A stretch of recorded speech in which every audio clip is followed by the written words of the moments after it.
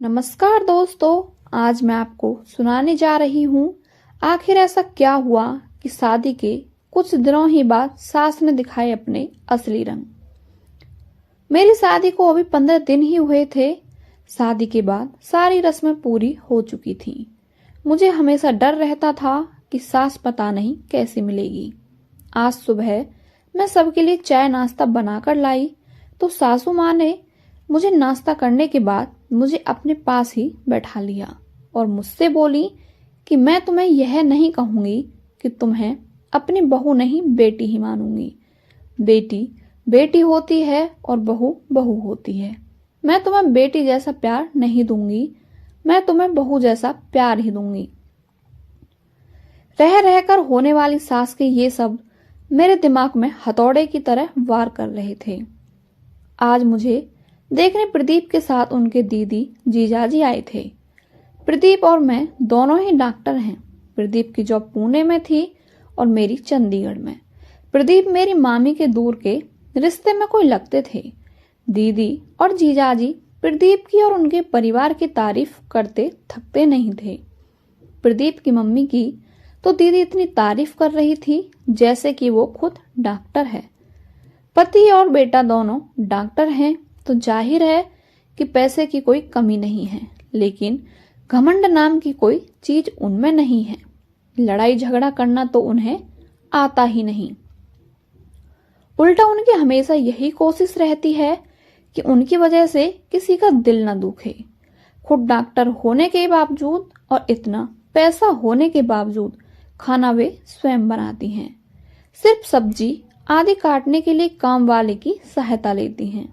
उनका मानना है कि खाना हमने स्वयं ही बनाना चाहिए ताकि घर के सभी सदस्यों को शुद्ध और सात्विक भोजन मिले।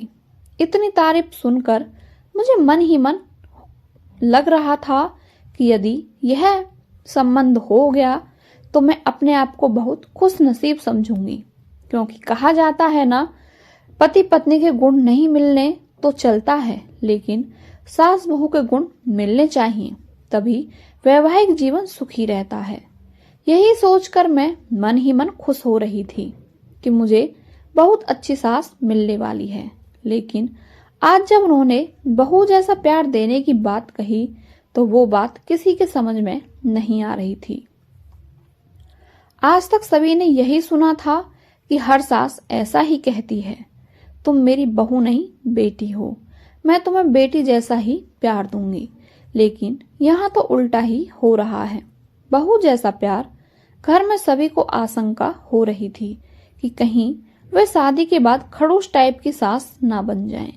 यदि ऐसा हुआ तो मेरा क्या होगा।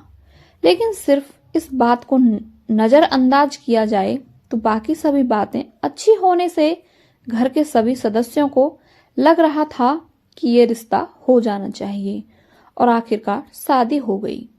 मेरी शादी तो हो गई, लेकिन दिमाग में हर वक्त मम्मी जी के शब्द तुम्हें बहू जैसा प्यार दूंगी गूंजते रहते थे।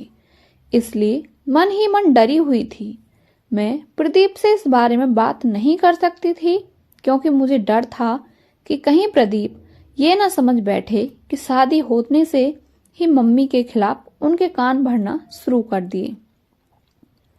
इसलिए मैंने मन ही मन फैसला लिया था कि मैं अपना हर काम इतना अच्छे से करूंगी कि मम्मी जी को शिकायत का मौका ही नहीं मिलेगा। जब शिकायत का मौका ही नहीं मिलेगा तो वे खड़ूस सास ही नहीं बन पाएंगी। इस बात का मेरे ऊपर इतना असर हुआ कि मैं हर वक्त डरी डरी सी रहने लगी। प्रदीप ने भी 2-3 बार प्रेम से पूछा, क्या बात है, तुम खुश नहीं दिखती, तुम्हें किसी ने कुछ बोला है क्या। मैं उन्हें क्या बोलती। मैंने इतना ही कहा, नहीं, ऐसी कोई बात नहीं है। नया घर, नया वातावरण, सब कुछ नया होने से शायद मैं अपने आप को एडजस्ट नहीं कर पा रही हूँ। धीरे धीरे सब ठीक हो जाएगा।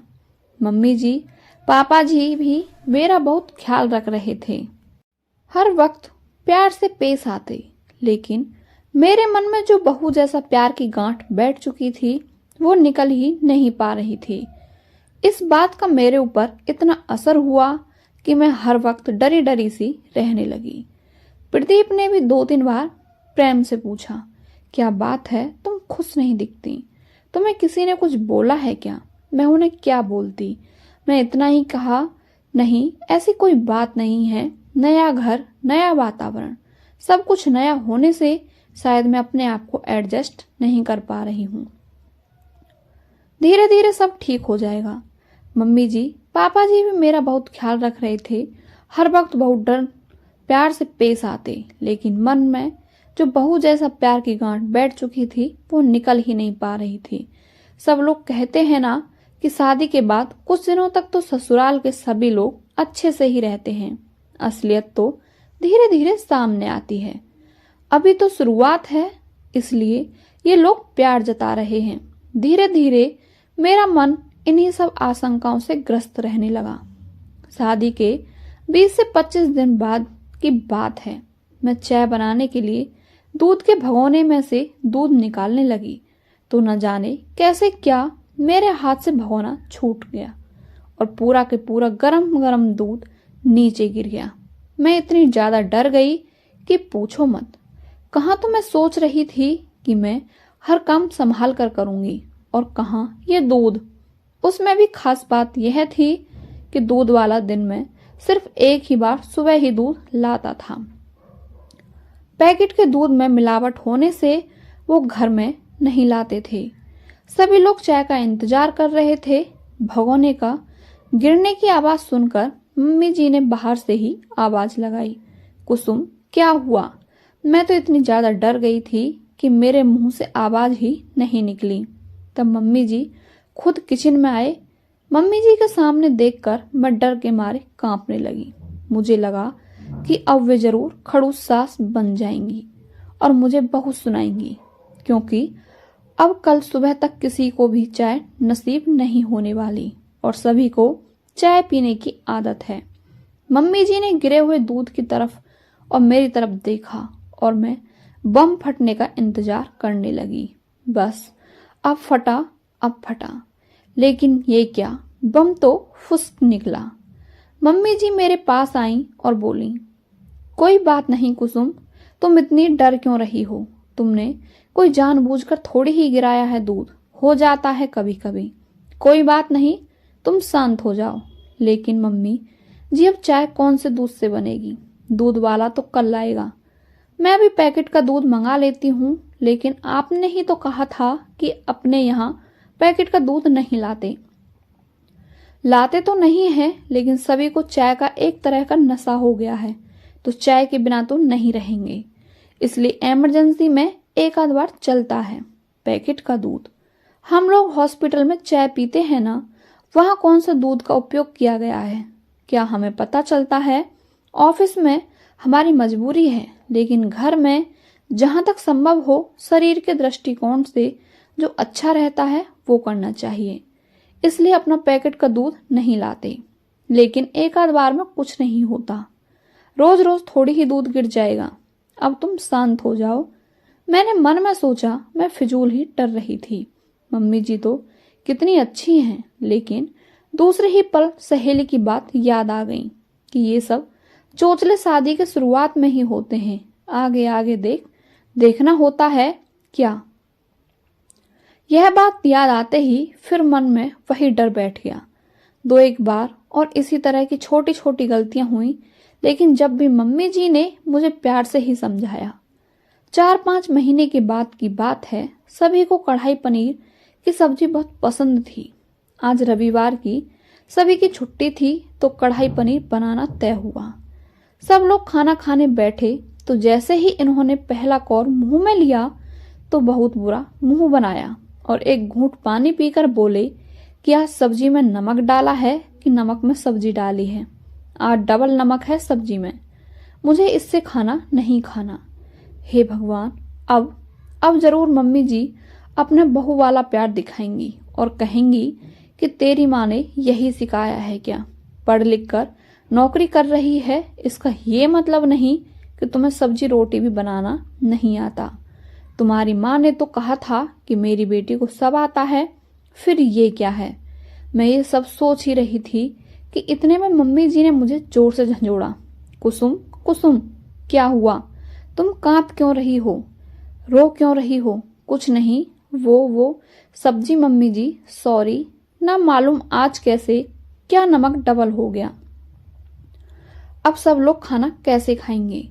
आलू गाजर की सब्जी, दाल और अचार है ना, खा लेंगे। तू घबरा मत, लेकिन आगे से सब्जी बनाते वक्त थोड़ा ध्यान दिया कर। दोपहर में जब मैं और मम्मी जी अकेले थे तब वो बोली, शादी हुई है तभी से मैं देख रही हूं कि तुम फ्री नहीं लग रही हो। ऐसा लगता है कहीं खोई खोई सी, डरी डरी सी लगती हो। क्या बात है? यदि तुम मुझे नहीं बताओगी तो हमें कैसा पता लगेगी यह तुम्हारी मम्मी नहीं है? लेकिन मैं तो हूं ना, तुम मुझसे अपने मन की हर बात कर सकती हो। उनके इतने प्रेम से बोलने पर मैं अपने आप को रोक नहीं पाई और रोने लगी। उन्होंने मुझे अपनी बाहों में भर लिया। अब पता क्या बात है मम्मी जी, जब मैं आई थी तो आपने कहा था ना कि आप मुझे बेटी जैसा नहीं बहू जैसा प्यार करेंगे।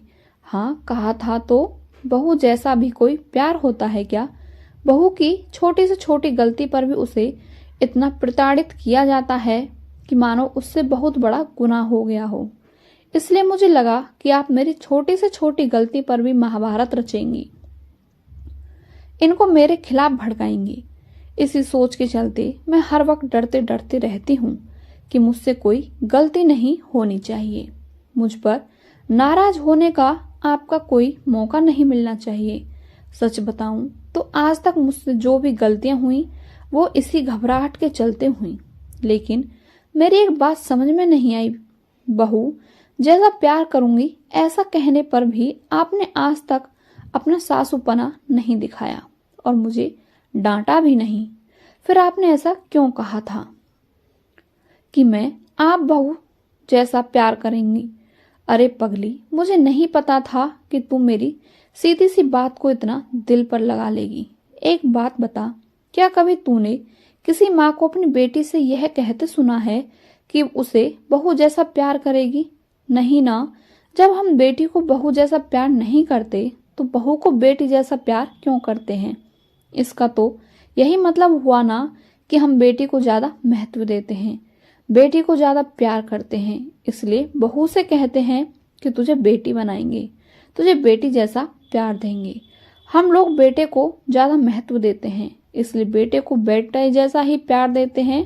कभी भी बेटे से ये नहीं कहते कि तुझे बेटी जैसा प्यार देंगे। यदि हम बेटा और बेटी दोनों को समान समझते हैं तो बेटी को बेटी जैसा प्यार क्यों नहीं दे सकते? मेरी नजर में जिस तरह बेटी का अपना एक अलग अस्तित्व है, उसी तरह बहू का भी अपना एक अलग अस्तित्व है। मैं बहू को बेटी से किसी भी मामले में कम नहीं समझती। इसलिए मैंने कहा था कि मैं तुझे बेटी जैसा नहीं बहू जैसा प्यार दूंगी।